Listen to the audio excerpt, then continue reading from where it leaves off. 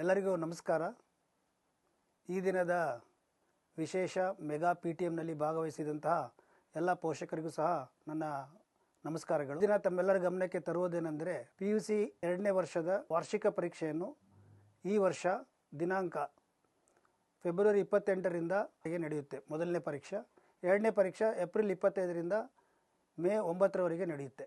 ಈ ವರ್ಷ ಮಕ್ಕಳ ಹಿತದೃಷ್ಟಿಯಿಂದ ಉತ್ತೀರ್ಣ ಪರ್ಸೆಂಟೇಜ್ ಏನಿದೆ ಅದನ್ನು 35ರಿಂದ 33%ಗೆ ಇಳಿಸಲಾಗಿದೆ. ಈ ಗರಿಷ್ಠ ಅಂಕ ಏನು ತೆಗೆದುಕೊಳ್ಬೇಕನ್ನೋದಕ್ಕೆ ಮಾರ್ಪಡಿಸಿದ ಅಂಕ ಪಾಸಿಂಗ್ ಪರ್ಸೆಂಟೇಜ್ ಏನು 33% ಆಗಿದೆ. ಅದರಲ್ಲಿ ಉತ್ತೀರ್ಣ ಮಟ್ಟ ಪ್ರಾಯೋಗಿಕ ಪರೀಕ್ಷೆ ಇಲ್ಲದ ವಿಷಯಗಳಲ್ಲಿ ತಾತ್ವಿಕ ಪರೀಕ್ಷೆಗೆ ಗರಿಷ್ಠ 80 ಮಾರ್ಕ್ಸ್ ಇರುತ್ತೆ.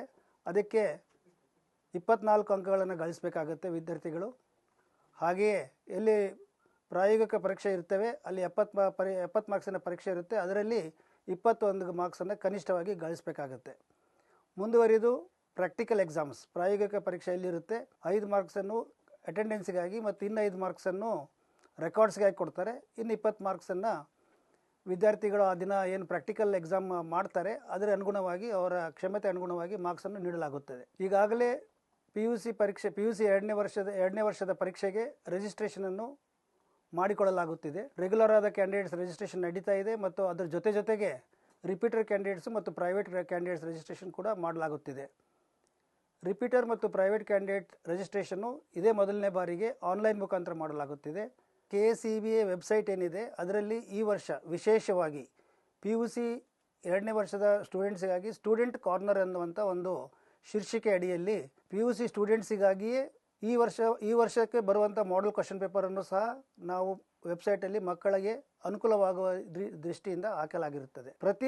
ಪ್ರತಿ ಚಾಪ್ಟರಿಗೆ ಸಂಬಂಧಿಸಿದಂತೆ ಕ್ವಶನ್ ಬ್ಯಾಂಕ್ ಅಂದರೆ ಪ್ರಶ್ನೆ ಕೋಟೆಯನ್ನು ಚಾಪ್ಟರ್ ವೈಸ್ ಪ್ರತಿ ಚಾಪ್ಟರ್ ವೈಸ್ ಮಾಡಿ ಅದನ್ನು ನಾವು ವೆಬ್ಸೈಟಲ್ಲಿ ಈಗಾಗಲೇ ಹಾಯಿಸ್ಟ್ ಮಾಡಿದ್ದೇವೆ.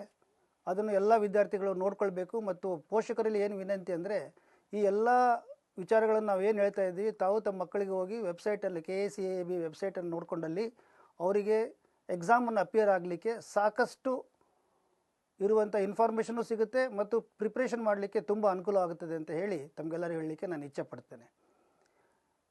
ಇದೆಲ್ಲರೂ ಒಟ್ಟೊಟ್ಟಿಗೆ ಈ ಸತಿ ಭಾಳ ಅಂದರೆ ಫಸ್ಟ್ ಟೈಮ್ ಬ್ಲೂ ಪ್ರಿಂಟ್ ಪ್ರತಿ ಚಾಪ್ಟ್ರಲ್ಲಿ ಎಷ್ಟು ಮಾರ್ಕಿನ ಪ್ರಶ್ನೆ ಬರುತ್ತದೆ ಇದನ್ನು ನೋಡಿಕೊಂಡಲ್ಲಿ ಪ್ರತಿ ಚಾಪ್ಟರಿಂದ ಎಷ್ಟು ಮಾರ್ಕ್ಸಿನ ಪ್ರಶ್ನೆ ಬರುತ್ತವೆ ಅನ್ನೋದನ್ನು ಮಕ್ಕಳಿಗೆ ಖಚಿತವಾಗುತ್ತದೆ.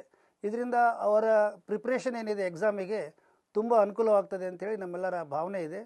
ಒಟ್ಟಾರೆ ಇದನ್ನು ಮಾಡೋ ಇದು ವಿಚಾರ ಏನಂತಂದರೆ ಮಕ್ಕಳಿಗೆ ತಾವು ಯಾವ ರೀತಿ ಪ್ರಿಪೇರ್ ಆಗಬೇಕು, ಚಾಪ್ಟರ್ ವೈಸ್ ಕ್ವಶನ್ಸಲ್ಲಿ ಯಾವ ಬರ್ತವೆ ಅಂತೇಳಿ ಅದಕ್ಕೆ ಅನುಗುಣವಾಗಿ ಅವ್ರು ಪ್ರಿಪ್ರೇಷನ್ ಮಾಡ್ಕೊಳ್ಳೋದು ಮತ್ತು ಎಲ್ಲ ಮಕ್ಕಳಿಗೆ ತಾವು ಮತ್ತು ತಮ್ಮ ನೆರೆ ಅಕ್ಕಪಕ್ಕದವರು ಎಲ್ಲರಿಗೂ ಸಹ ಈ ಮಾಹಿತಿಯನ್ನು ನೀಡಬೇಕೆಂದು ಮತ್ತು ಎಲ್ಲರಿಗೂ PUC ಪ್ರಶ್ನೆ ಪತ್ರಿಕೆ ಪ್ರಶ್ನೆ ಕೋಟೆ ಏನು ನಮ್ಮದು ಈಗ KCB ವೆಬ್ಸೈಟಲ್ಲಿ ಹಾಕಿದ್ದೀವಿ.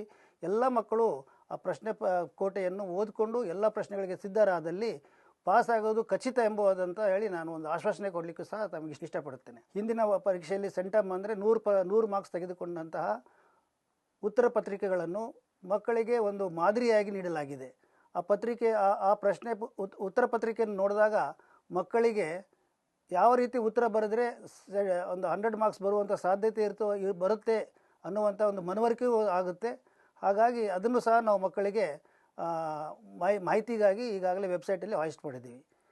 ಈ ಎಲ್ಲ ಮಾಹಿತಿಯನ್ನು ತಮ್ಮ ಗಮನಕ್ಕೆ ತರುತ್ತಾ ಮುಂದಿನ ದಿನಗಳಲ್ಲಿ ಎಲ್ಲ PUC ಮಕ್ಕಳು ಇದರ ಉಪಯೋಗ ತಗೊಂಡು ಪರೀಕ್ಷೆಯಲ್ಲಿ ಯಶಸ್ವಿ ಆಗಬೇಕಂತೇಳಿ ಮತ್ತು ತಮ್ಮ ಸಹಕಾರವನ್ನು ನಾನು ಕೋರುತ್ತೇನೆ. ಧನ್ಯವಾದಗಳು.